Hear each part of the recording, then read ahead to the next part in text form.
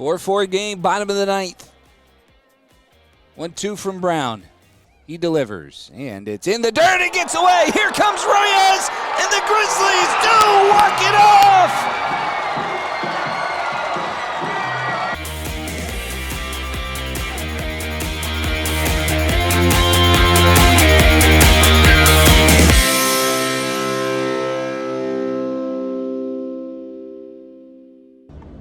Hey California, and welcome to In the Den, your inside look at the Fresno Grizzlies. I'm Tim Slack. On the road with the team this week as they take on the Inland Empire 66ers down in San Bernardino here at San Manuel Stadium. Now the 66ers are in their last season as affiliates of the Los Angeles Angels. Next year they'll return to the Seattle Mariners, where they were an affiliate back when they were the San Bernardino Spirit back in 1987. But this park, San Manuel Stadium, has been open since 1996 and has housed plenty of future big leaguers. But today on In the Den, we're going to take a look at this stadium, take a look at some of the historic things and the unique things that make San Manuel Stadium special here in San Bernardino. First up, though, we're going to talk to Grizzlies catcher Juan Castillo, and then later on we'll take a look at the week that was as the Grizzlies played 6 games against the 66ers. Stick around, this is In the Den. Going back to In the Den, the Fresno Grizzlies wrapped up a road trip this week at Inland Empire in San Bernardino, and one of the guys who's swinging a phenomenal bat, not just at Inland Empire, but in the second half since the All-Star break, Juan Castillo. Juan, thank you so much for joining us. Really do appreciate it. How you doing? I'm good. I'll be here for you anytime you name me. Well, you've been here, and maybe we'll start with this. I get asked a lot. The one thing that people ask me about my broadcasting is the phrase "Paula Calle" when the Grizzlies hit a home run, and I do that for any Latin-born player who hits a home run. But at the beginning of the year, I asked you and a couple other guys, what should I say? And you said "Paula Calle." Where does that come from?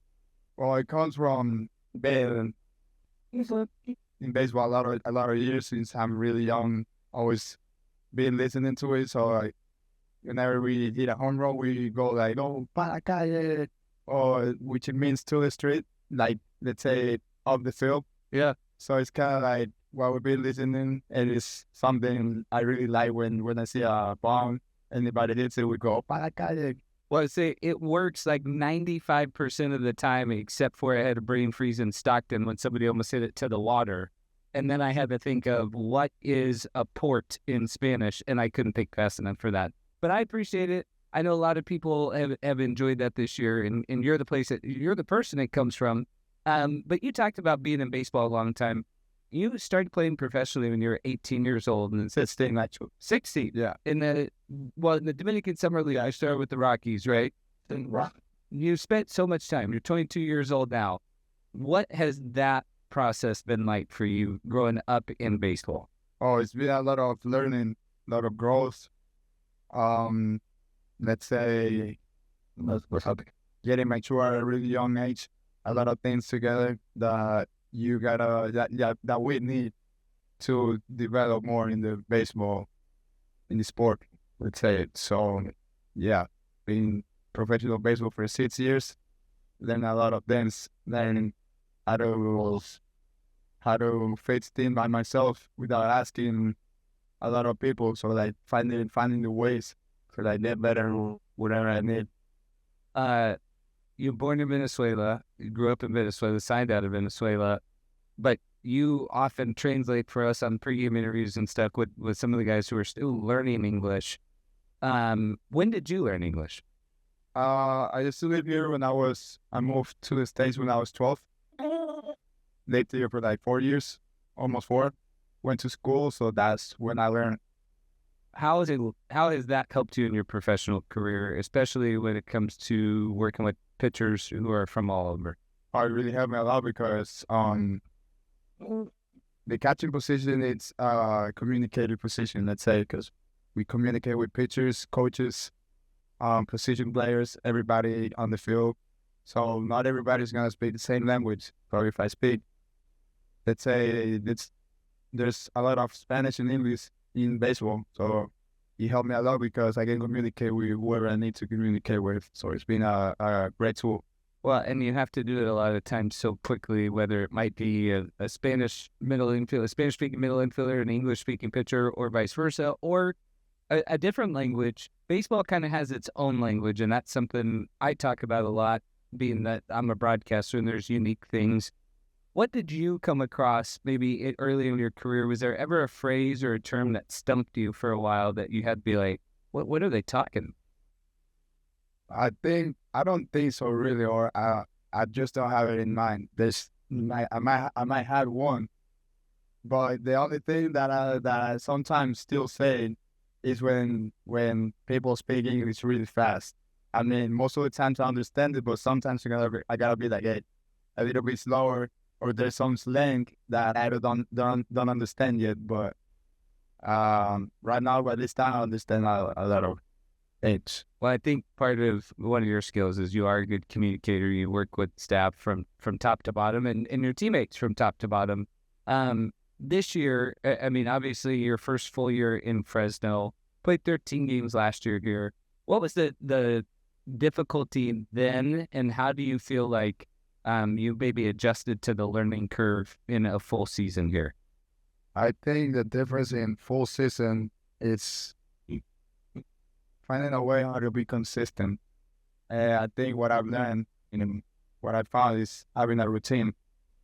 Everybody needs a routine that works for them. Let's say stretch or doing cold hot tubs or whatever they need. Find your routine because it's a long season. Yeah. Obviously you gotta get tired at some point, so you gotta find a way to like finish how you started, or even better. So I think that's what I've learned since I got here. What has been the biggest part of your routine that's helped you maybe settle in? Biggest part of my routine, honestly, meditation has helped me a lot. Besides obviously stretching, doing my lift and all that, but meditation is been helping me because let's say if I got a bad game, when I meditate, I forget about it. Or I had a good game, I think what I did, it helps me like think what I want to do the next day. That's helped me a lot this year. What's kind of like the communication side, right? Is the more you're thinking about it, then it helps you kind of know and anticipate a little bit quicker what you're trying to do. Seeing that at the plate, the other thing I've seen is you just have looked really calm at the plate, especially since the All-Star break. What did you do over the All-Star break that has just helped you kind of come back so zen? I think those days, I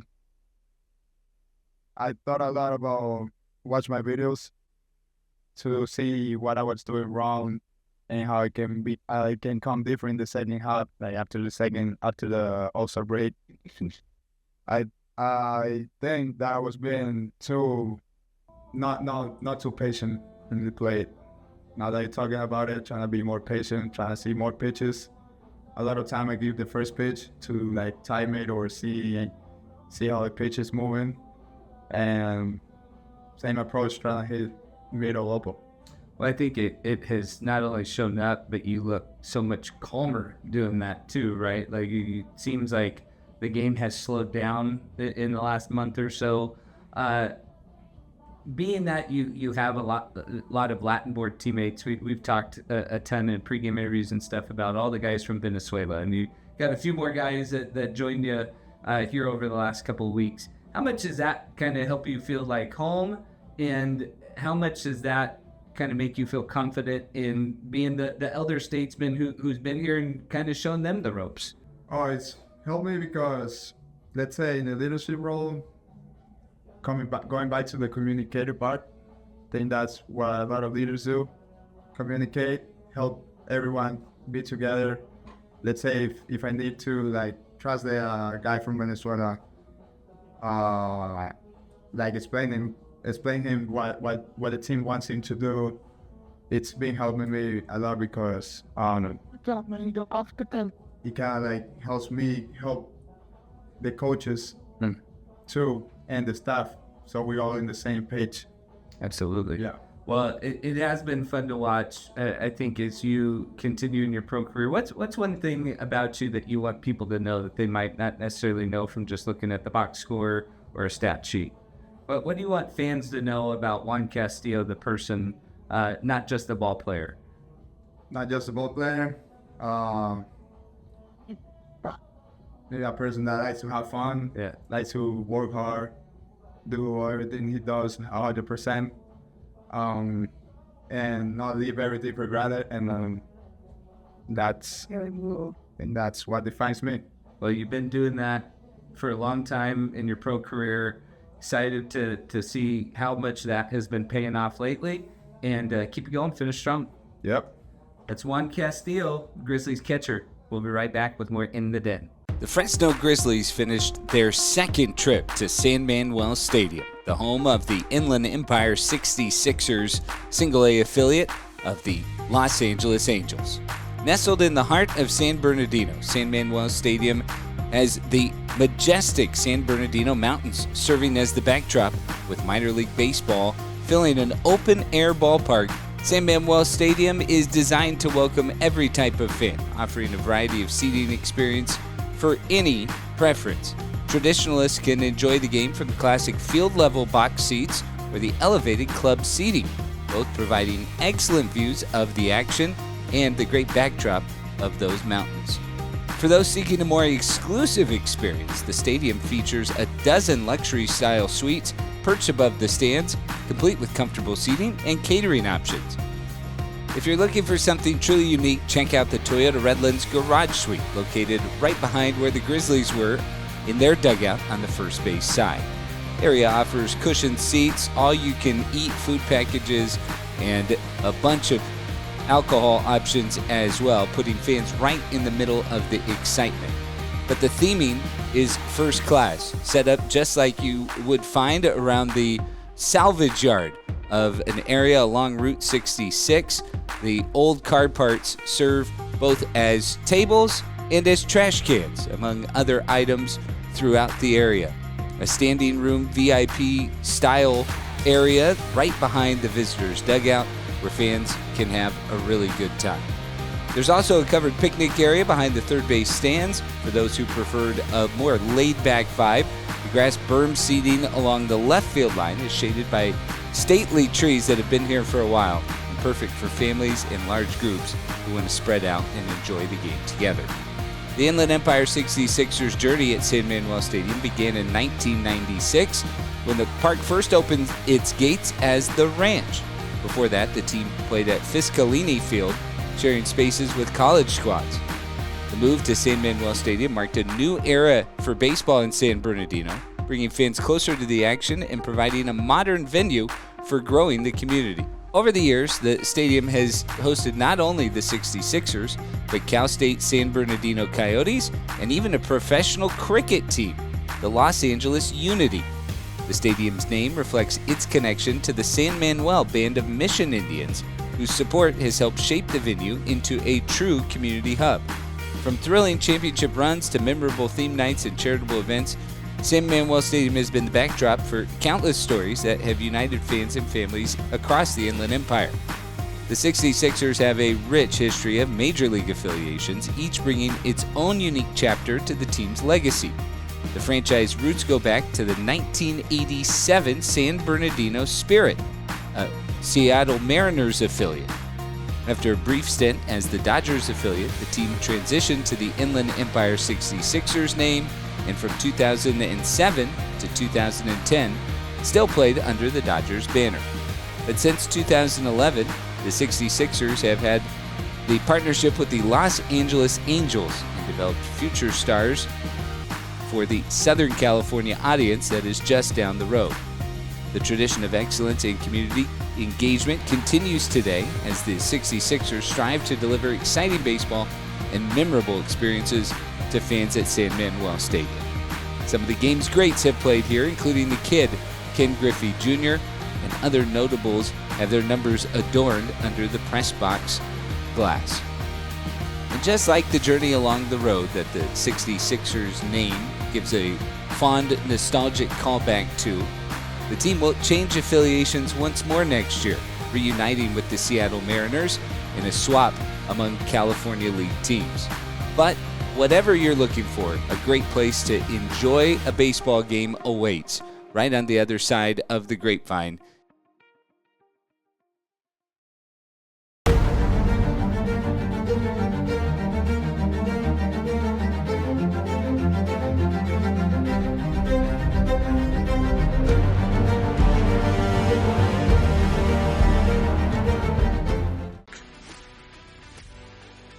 Four months ago, the Grizzlies' first road trip was to Inland Empire, and tonight they begin their final series against the 66ers at San Manuel Stadium in San Bernardino. 2-2 pitch from Brecht. He delivers. Swing and a miss on the slider. Brody Brecht strikes out the side.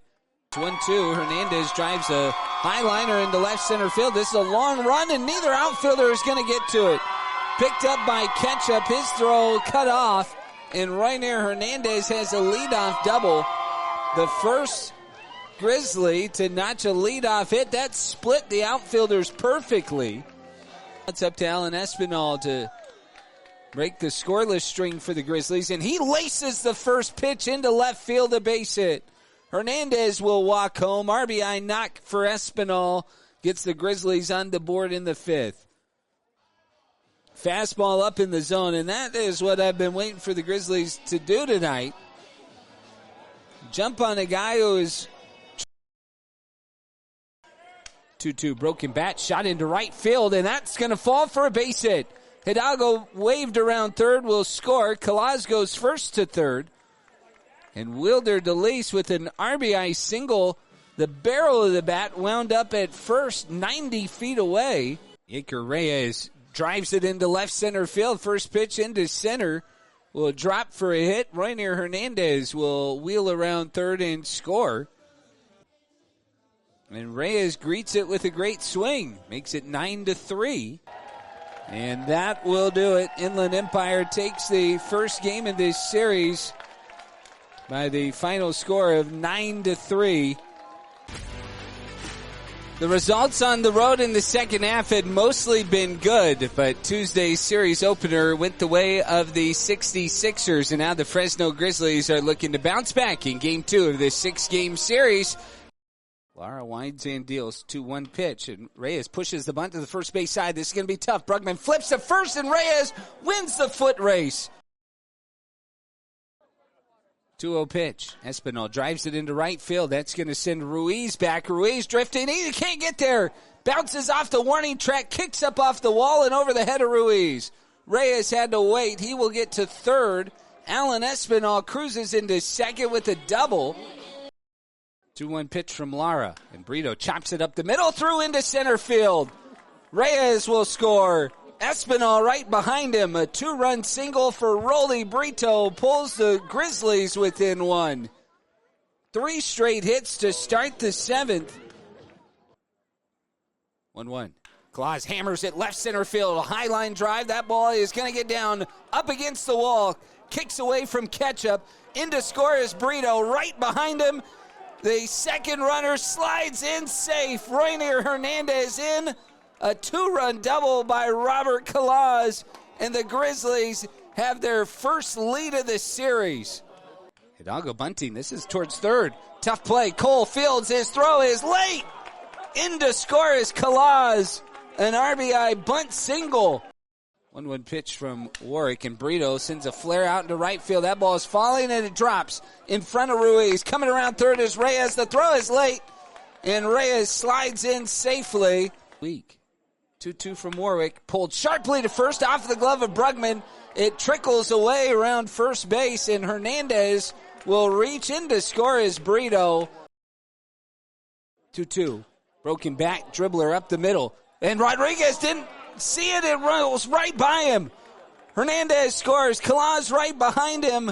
A C9 single scores 2 more to close it out. The 2-strike pitch swung on and miss. Strike 3. It is a glorious Wednesday night. The Grizzlies are victorious in a back-and-forth ball game. They hold on to win it 10-9. It's Game 3 of a 6-game series between the Fresno Grizzlies and the Inland Empire 66ers. 2 outs for Derek Bernard. The strikeout victim his first time. Olynyk's first pitch hammered down the right field line. This ball is hit deep, way back there. It is gone. Palakaye.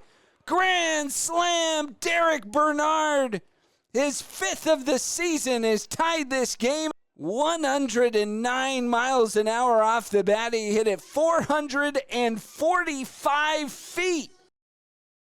The 8th spot the last couple of nights that has been the catalyst for the Grizzlies. Yaker Reyes had a big night last night. Olynyk winds and deals. First pitch breaking ball lifted into left field. This is a long run for Ruiz. He's looking up. This is gone. Palakaye. Juan Castillo's solo homer gives the Grizzlies the lead, his 2nd of the season. Well, that just carried out. And the Grizzlies have 2 home runs that have given them the lead tonight after trailing 4-0.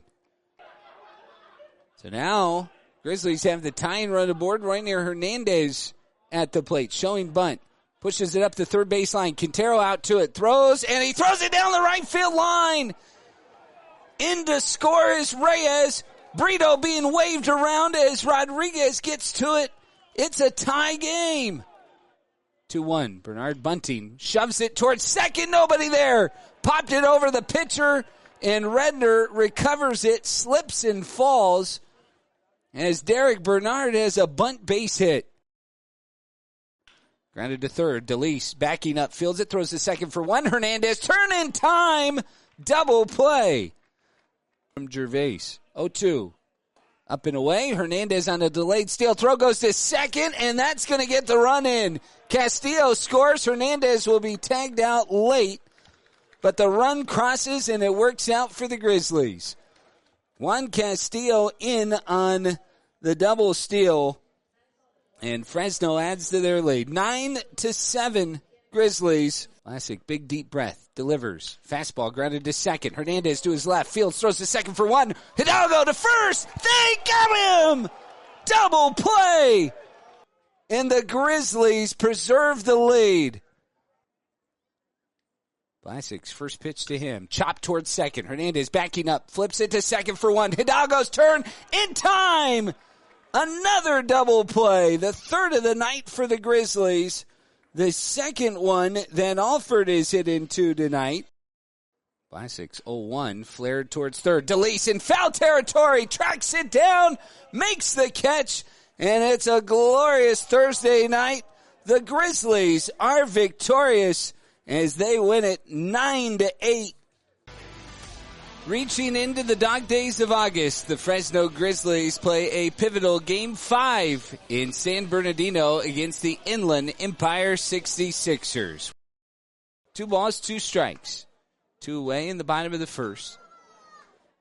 Herrera's 2-2 pitch. Fastball, swing and a miss. He blew it by him. Slade Alford goes down swinging, and Marcos Herrera strikes out the final 2 batters of the first. 2-0 pitch, and he drives it into right center field. This one's got some real estate. Rowdy Rodriguez looking. That ball is off of the wall.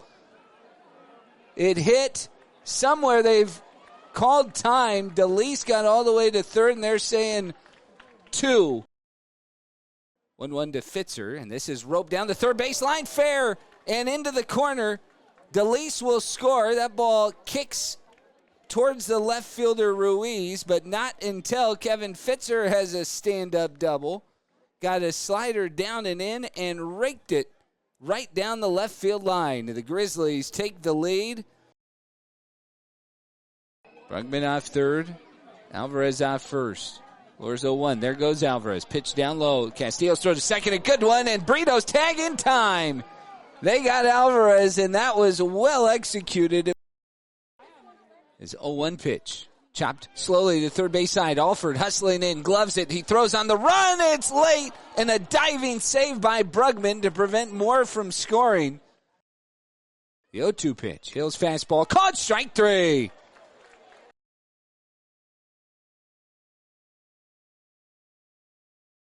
The 0-1 pitch, and Hernandez hits a line drive to second, right at Nick Rodriguez, who makes the catch, and that's a final. Grizzlies fall tonight 3-2. Miss. Brugman chases a slider down and away, and the bat goes flying too, back behind home plate. So Breck with 4 strikeouts. He's struck out the first 2 batters in each of the first 2 innings. First pitch, bounce back towards the mound, third base side. Jamison fields it, bare hands, throws to first. Fitzer comes down, and they got him. What a play by Fisher Jamison. 1-0 pitch. Brugman grounds it towards short. DeLeese to his left, fields it, spins, throws to first, and he got him. Dazzling play from DeLeese, moving up the middle to his left. At the yard. Grounded up the middle. DeLeese with a dive. A great stop. Pops up and he'll throw to first. Fitzer picks it. Great play by DeLeese, who has made a couple of terrific stops in the field tonight. And that ends it. Final score tonight, 4-0 Inland Empire. Grizzlies load them up. They did not have many chances throughout the night, but they bring the tying run to the plate anyways in the 9th, and they go down to end it. They drop the series 4-2. That'll do it for this week's edition of In the Den. Special thanks to Juan Castillo and the folks here at Inland Empire for letting us take a look around the ballpark. We're going to be back next week as the Grizzlies are going to take on the Stockton Ports. We will see you out at Chansey Park. A lot of good things on tap, whether it's Marvel Night and a free comic book, or the world's strongest man, Mark Henry, coming on Wrestling Night. Can't wait to see you out at Chansey Park. Only 12 more regular season home games remaining. Come join the fun as the Grizzlies look to secure a postseason berth. For the Fresno Grizzlies, thanks for watching In the Den.